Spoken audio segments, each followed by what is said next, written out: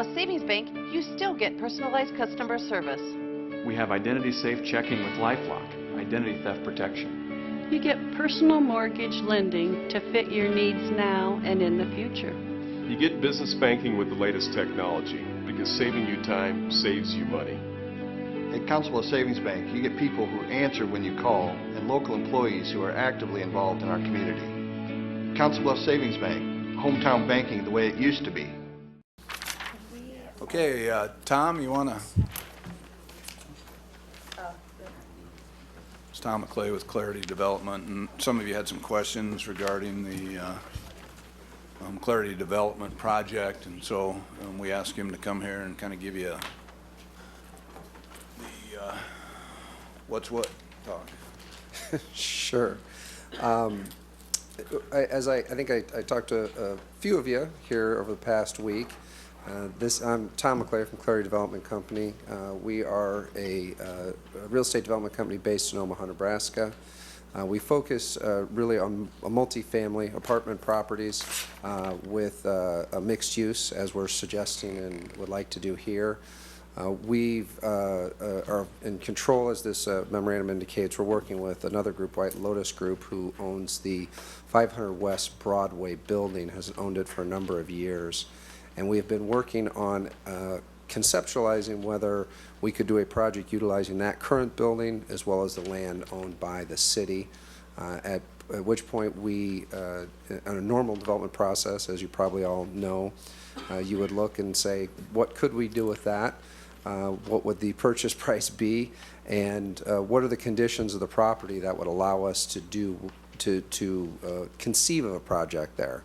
At this moment, we've talked a little bit about acquiring it, had some conversations with some folks in the city of Council Bluffs here about acquiring it for a purchase price, but beyond that we don't know as much about the land as we'd like to know to be able to do a development. Conceptually, what we've been working on is a project which we would completely rehabilitate the current building, and as it's been laid out here in the memorandum of understanding that I hope you all have, and I think it looks like you do. The current building, we are going to be doing conceptually 25 to 35 units of apartments with 6,000 to 10,000 square feet of commercial space on the initial floor, that being the first floor, and then utilizing the city lot, again in concept, to do a 4, or in some case we have actually been talking about a 5-story building with the 8,000 to 12,000 square feet on the initial floor, the first floor being commercial use. We've had discussions with some potential users there, including a more sophisticated restaurant use, some potential office space, and some others. But until we have a really good idea what we can build there, we don't know that yet. As you may all know, that land is actually in a floodplain, so we will have some considerations there on what we can build on that land, and we don't really at this point, without doing more due diligence, which we'd like to do, have a better idea of some of the geotechnical aspects of that land being in a floodplain, any other due diligence items that we'd be looking at to do the project. So as our hope is to simplistically have an option agreement or a purchase agreement to be able to purchase that land, which would allow us some time to do some due diligence on the land, do some more due diligence on the market here in Council Bluffs, what commercial uses would be best suited for that location, what type of apartments, what number of apartments would make sense. It's that by doing that, we take the next step forward in the development process, and would love to do some work over here in Council Bluffs. And if any questions you guys might have, I'd love to answer them. I had a question last week on number 6. Basically, I didn't want to commit the city to anything without having additional information, and so I don't know if you have this. I do. With the revisions. Mm-hmm. So Dick inserted language that eases my concern, which is we don't want to sell a piece of property unless we have concrete development in place. So thank you for doing that, Dick. So you do have the red underline? I do, right here. And any comments on those changes? No, I think we were viewing this as a two-step process. You know, typically you would look at the purchase of land as just a purchase agreement, but I think it was the thought is to make sure you folks here on the city council understand what we're talking about before we get too much further in our discussions, what we're trying to do, or at least conceptually. So this would then lead into an actual purchase or option agreement that would have more detail on what the requirements that we'd have to do before we could actually purchase the land from the city. Right, because we're accustomed to seeing more of a plan and more details. Is Don not here? Don, you're hiding in the back. Did you get a detailed report? I mean, typically we have something from your department with a recommendation, information. We haven't even done, I mean, they don't have a plan to give to him yet. Yeah, that was kind of what I was discussing earlier, So- is that we don't at this point know what we can even do on that land. Okay. Geotechnical report as an example, I have some real concerns that land being in a floodplain, well, that is obviously a concern, what we can build in a floodplain. And I have real concerns about what's the soil compaction look like underneath there. I don't really have any idea at this moment. So I could say I'll build a 50-story building, but I don't know May not be what possible. may Right. not be possible until I do some due diligence on it. So and I think that's the normal course, that's the next step. This is kind of the preliminary step to get to that point of the normal course, as you're calling it. Well, for me, I was completely uncomfortable with it last 2 weeks ago. I feel a little bit better with the language that's been inserted in here, that we're not really committing to sell the property until we have more detail. So, yeah, that's why I was trying to read this real quick, because I just got it. So essentially, until we know what's going on, Dick, what's going on that lot, we wouldn't consider even selling it, right? So the current tenant would get to remain That's until, correct. There'll be no change in the current arrangement until such time as they come forward with a project that we consider to be fully funded. I'm reading through this kind of quickly. Is there Sorry, Trina. a period of time for this option? I mean, how long is it? The option agreement will have a time on it. I think there's 18-month time limit proposed on one draft earlier that we passed around, but they should be able to find out in a relatively short period of time if they can put something together there. Can we, can this be amended then to have some type of a time frame, that it's not just an open-ended option that? Well, I'll assure you that I will not bring back to you an option that is not the option. The agreement will come back here as well. oh, All right. So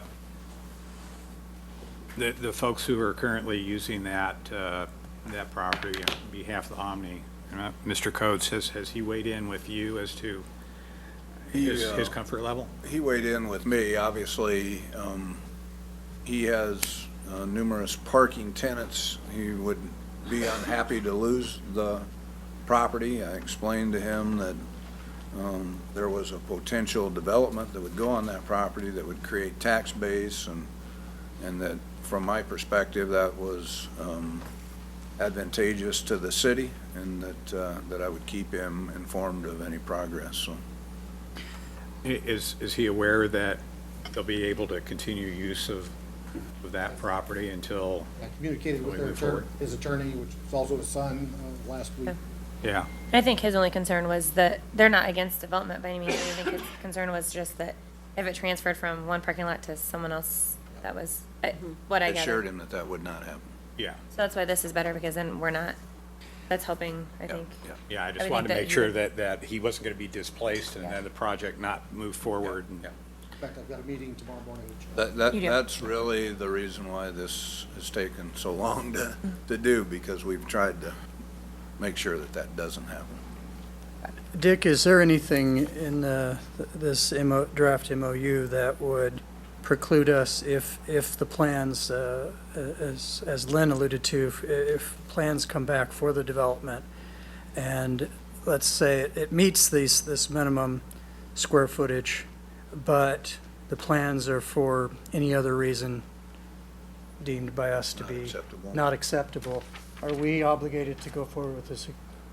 The language I put in that last sentence there, the project shall be greater or to or equal to what is being described in paragraph 4.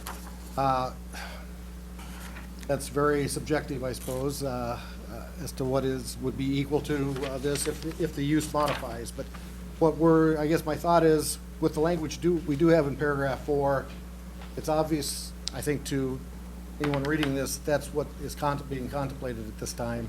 And if they would come back in with a 2-story building that the use would not bring the rooftop or the occupancy into the downtown area that we're really trying to get, I believe, with our development.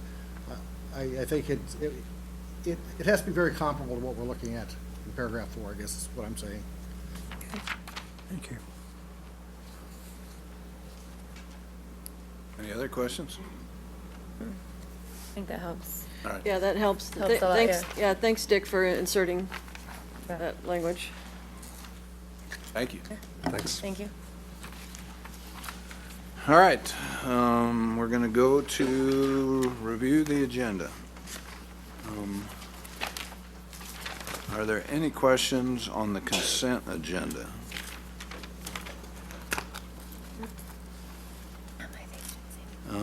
Then if there are none, how about the public hearings?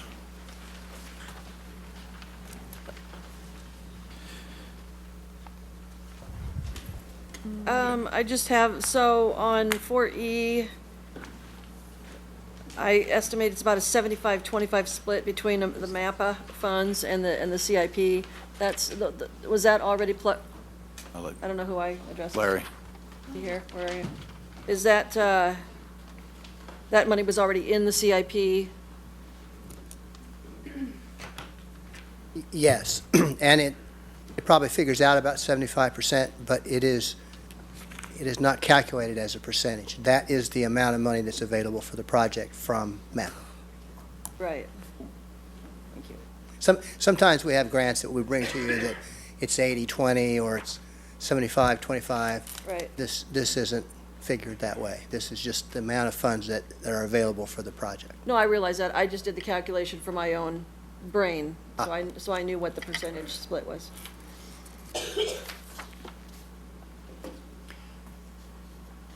Greg, on 4B, is there any sort of rule of thumb on how the allocation between the city and IDOT is determined for any of the sewer relocation projects because of the interstate expansion? In general, if city infrastructure is in public right-of-way, the DOT requires the city to relocate it at city cost. Okay. If the infrastructure is in an easement, then it's 100% DOT cost. Oh, okay. oh, okay, I wasn't clear, thank you. So right-of-way, the state can lay claim to city right-of-way at no cost to the state, but if we went out and purchased an easement, or even if it was given to us, if it's not technically right-of-way, if it's an easement, then it's the state's dime. Oh, okay, thank you. And so, Yeah. a lot of these projects, it's a combination of those two. Some places it's in right-of-way, and some places it's in easement, and that's why you don't see a nice, even split. Thank you. I was curious about that as well, because I had noticed that Yeah. most of the prior projects were 100% reimbursed, so I appreciate that clarification. And then we're trying to use our federal federal aid, when it is our responsibility, we're trying to best we can use federal aid that we get through MAPPA for our share of the cost.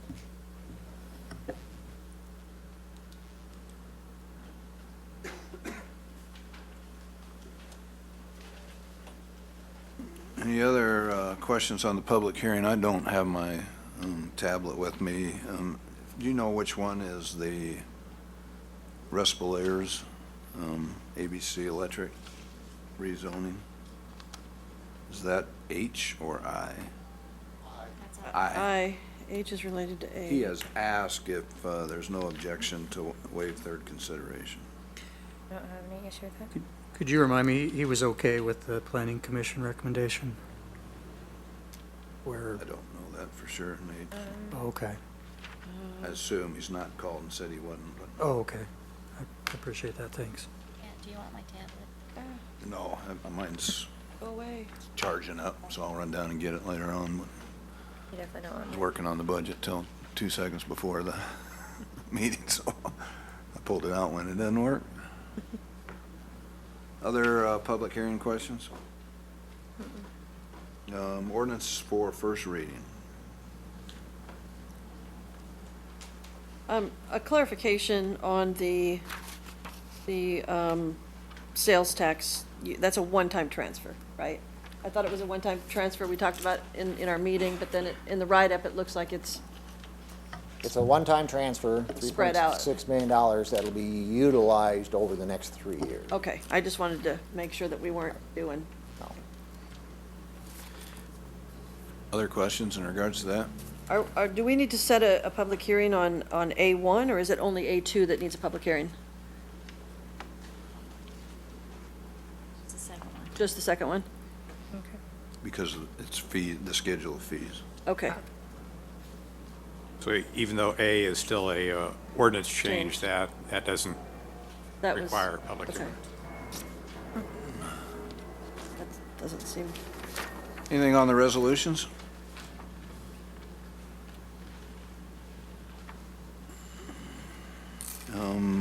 Applications for permits. Did everyone get the update on? All right. And I appreciate everybody that sat down and worked on that. I thought that was good. so is there, on that issue, the follow-up, do you have a schedule of follow-up that you plan to do, just to make sure that your plan of action or his plan of action is working? Good question. We're closely monitoring the situation. We've turned it over to Lieutenant Galvin on C shift. He is coordinating directly with Mr. Hoover and the staff at Hounds. We will continue to monitor that as long as it takes to make sure they maintain compliance, so there is no end date. Right.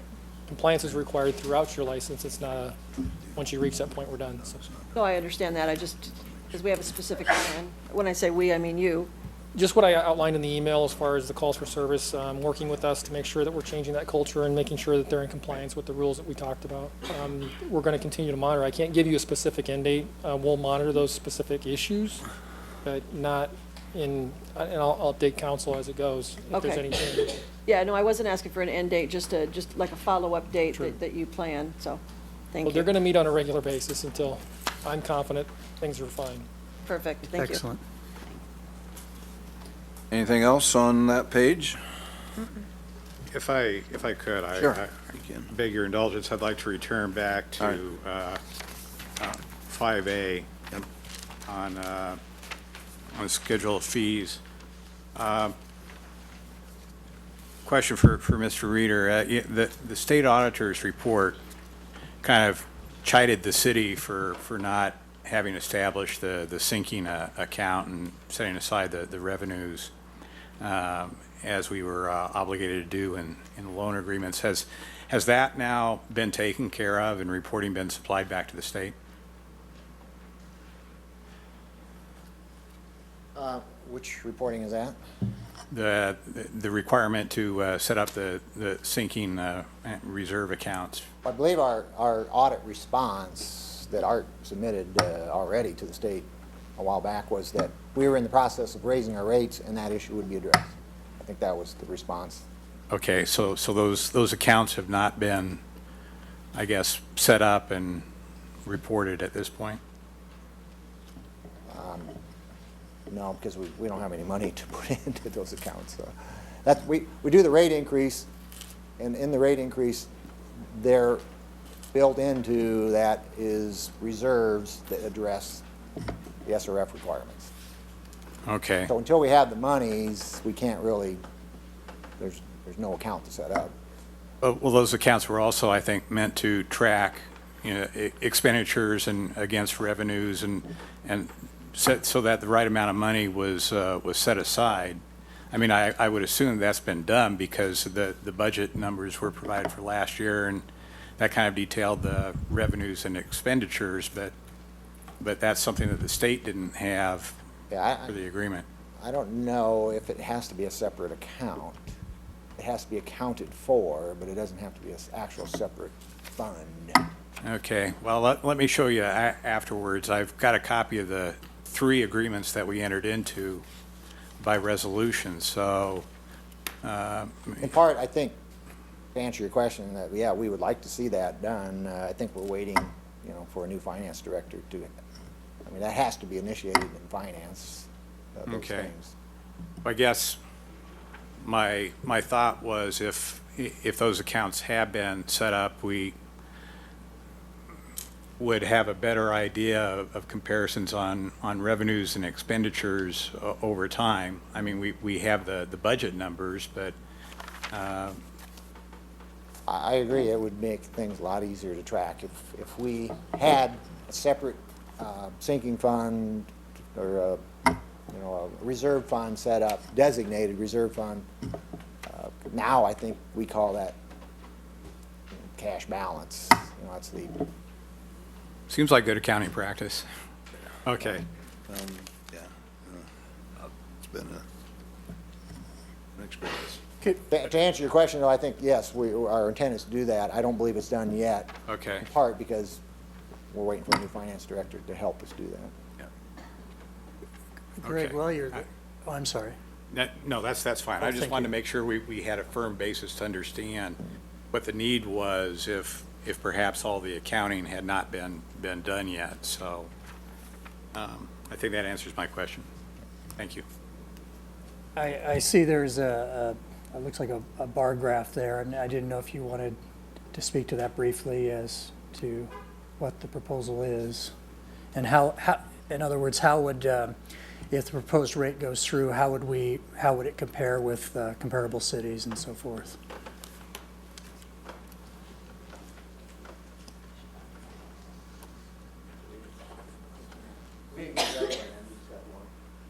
So we tried to get bar chart available for 6 different scenarios. All we have printed right now is 3. These are the lower end users. And the folks out here, the council's looking at the same thing. This is the same thing. So, That's smart. Yeah. Good work. the green bars, in each one is the existing rate. The black is the proposed rate. The red are communities in Iowa and our surrounding area, what their rates are. It's red, they're going to be higher than our rates. And if it's blue, it's going to be lower than our rates. You see, at 8, the top one is 800 cubic feet, which is a typical residential user, an average user. They're still well below after the rate increase. This is all in year 1. Below our peers. Double that at 1,500 cubic feet, which is either a very large family or a small office type usage. You can see again, we're still generally lower than most communities. And the bottom one is 100, which we call our typical, what was that, a typical user of 100. Like a strip mall, a small. Strip mall, small strip mall. 100. Again, even with the rate increase. I think the takeaway from this is our existing rates are considerably lower than our peers. And even after we increase them, we're still going to be very, very competitive. In most cases, lower than our peers. You had expressed some, I guess, uncertainty as to the rate structures for businesses in Omaha. And for the heaviest users, the additional rates being applied in, I think in some cases was like 175% above current rate. So I was, yeah, I'm a little bit concerned about how much increase can be absorbed by certain businesses over time, because those rates, it would appear, would be substantially higher than over in Omaha. I don't recall them being substantially higher. I have a handout here that shows what I just showed you, and then the additional higher users.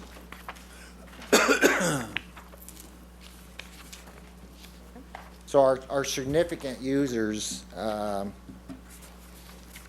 last bar chart, you can see that we're still considerably lower. And again, this is year one.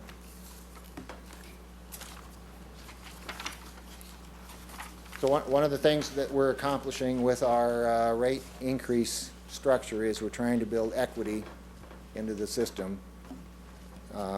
Currently, large users get discounted rates, which means the small users pay extra to pay for the large user discounts. What we're trying to do is get everybody to pay their fair share, and including industries. So on that last page, you can see the significant users. Again, this is year one. And significant users over the next 5 years would be ratcheted up, so they will increase significantly. It probably will end up being greater than Omaha, but I don't know about a lot greater than Omaha. Appears to me, based upon the numbers that you gave us before, and I would assume that these are pretty close, that is about a 40% higher for the heavy industry, and for the, like a motel, it would be more than twice as high, it appeared to me. Yeah, I don't remember twice as high. I'm not sure. You can see the 3,000, the chart just above that, that's a typical motel. And after year one, we would be right there with Omaha, slightly above. If we were To to... be honest, I don't know if if a motel qualifies in Omaha as a business activity. Again, I don't know, do you call in? They have a list of business types that qualify for those rates, and quantity isn't necessarily one of their criteria. It's their rates are not equitable. They made a policy decision that residents would subsidize their businesses. And we're asking you to make a decision not to do that. We're asking you to make a decision that everybody pays their fair share. So we may end up slightly higher at the higher end users than Omaha, but that would be by choice.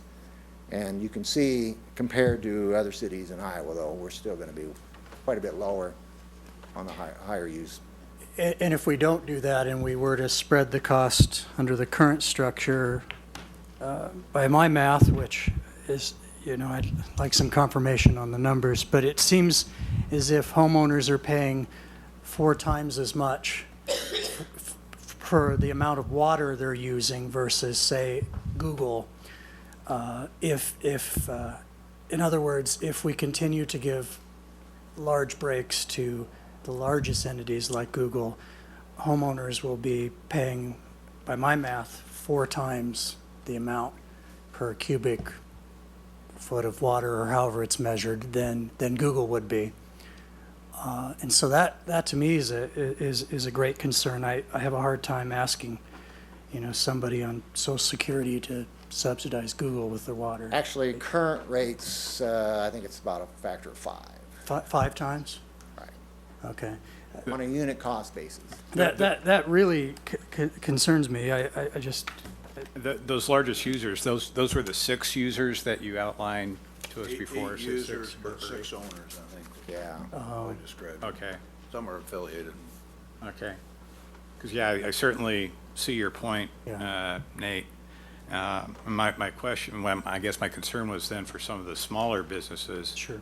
I went and had a conversation with grocery store manager here in town, and I showed him the chart and asked him what that would do for the 3 stores that he had here in town, and he went pale pretty quickly.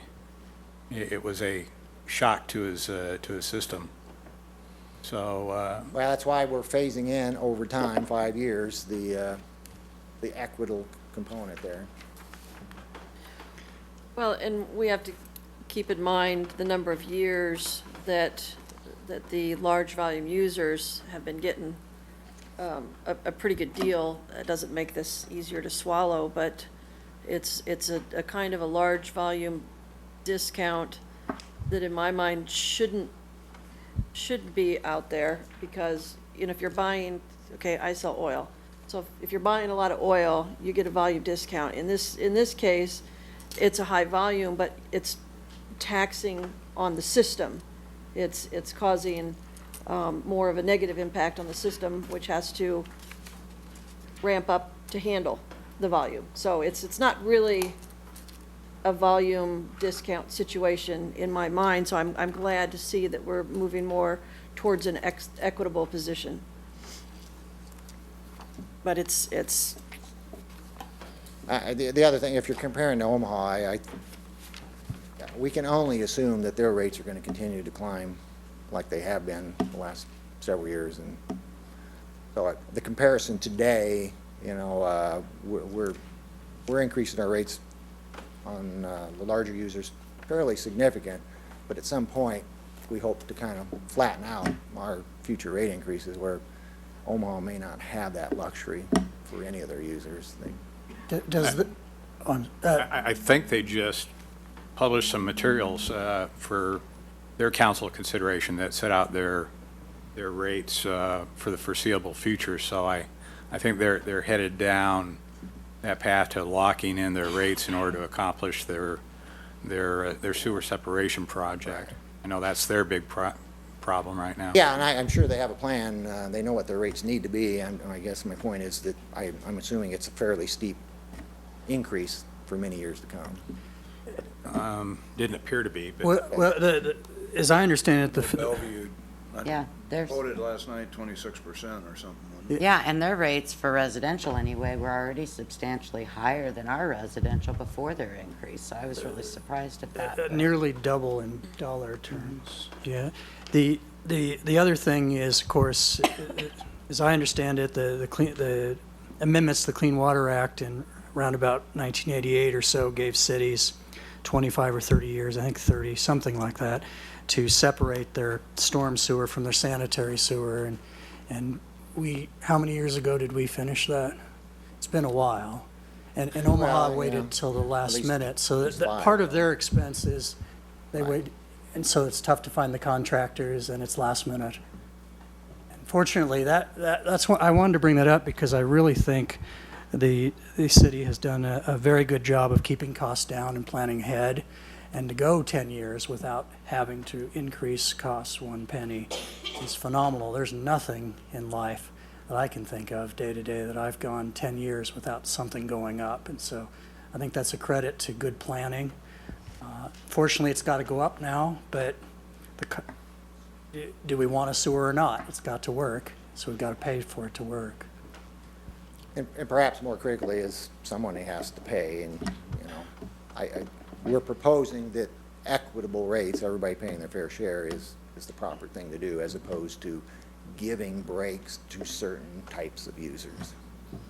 And, I think a lot of the businesses, that was the area that concerned me most, because it really seemed like it was going to be the largest hit was going to be on those smaller businesses, not smaller, but like the hotels and the grocery stores. But I also think so many of those have businesses in other cities in Iowa, and so they've probably known, or they'll be able to see that these increases are still going to be below what they're paying in other communities, and I would hope that they would be able to kind of document that and see that, we're doing the best we can. But I do agree with the doing this in an equitable manner and not putting the burden on the homeowners. I just don't think they should be subsidizing business. They can't, it's hard to make that up in your household income. A lot of people can't, if you're on Social Security. I don't know where you get it. So Well, we are still raising the residential rates by, I understand it, 30.6% over the 2 years. Yeah, I wish we didn't have to raise them. I haven't seen a plan that would keep us from having to do that, so. Another, is it about $2.50 more per month on average? Right, the chart that we had, the users, the typical residential monthly bill would increase $2.74 in year one, and I believe a similar amount in year 2 and then hold steady for the next 3 while the larger users ratchet it up to get to the equitable. So it's fair to say, so for the system to pay for itself, we're not going to be making a profit because it's a fee-based system. The homeowners are going to go up a little bit, but the commercial is going to go up a little bit more, and then the big industrial, like the Googles of the world, are going to go up a lot. So the homeowners are going to go up some, but nothing like the folks who've been getting 5 times break at the expense of the homeowners. But again, then as we mentioned earlier, 10 years of no increases, that's something. It doesn't make this an easier pill to swallow, but. To Nate's excellent point about sewer separation and the fact that the city had the foresight to take that on some time ago. As I recall, that was part of the selling aspect when we put the local option sales tax on the ballot, was it not? That those monies were going to go towards sewer separation and flood control? Streets and sewers, yes. Yes. But sewer separation was part of the discussion, though. It was, at the time, not only with the condition of the sewers, but they were interrelated, obviously, but the fact that they were combined overloaded the sewers that were in bad shape. So it was our approach was to find sewers that could be separated, but we prioritized them by condition as well. So those sewers, had they not been combined, we would have ended up having to do them anyway. Oh, understand. They were condition-wise, but no doubt about it. So when was that project completed? the sewers, probably about 5 years ago, DNR recognized us as. Okay. We still have a bypass, a permitted bypass location, but we just don't use it. Okay. And we still continue to collect that local option sales tax after completion of the sewer separation. We do. And we borrow the money from the state in order to do the wastewater treatment plant upgrade. Yes. Okay. Are we, as I understand it, we're using some of the sales tax funds to go to my colleague Al's excellent point about the impact on business. We use some of that money so that this cost doesn't happen all in 1 year. Do I have that right? That we're able to phase it in so that, especially the larger your increase might be, you're not going to have to budget it suddenly this year. It's going to take 5 years, and isn't that about $3.6 million we're doing to help business with that? Correct. Okay. The $3.6 million in sales tax that we're going to put into the sewer fund allows the businesses to slowly, over a 5-year period, ratchet up to the equity, so that we don't have to implement such dramatic increases. Also gives them time to work that into their budgets for the next year. Right. And increase their cost to the customers. So that's just part of doing business. I understand that.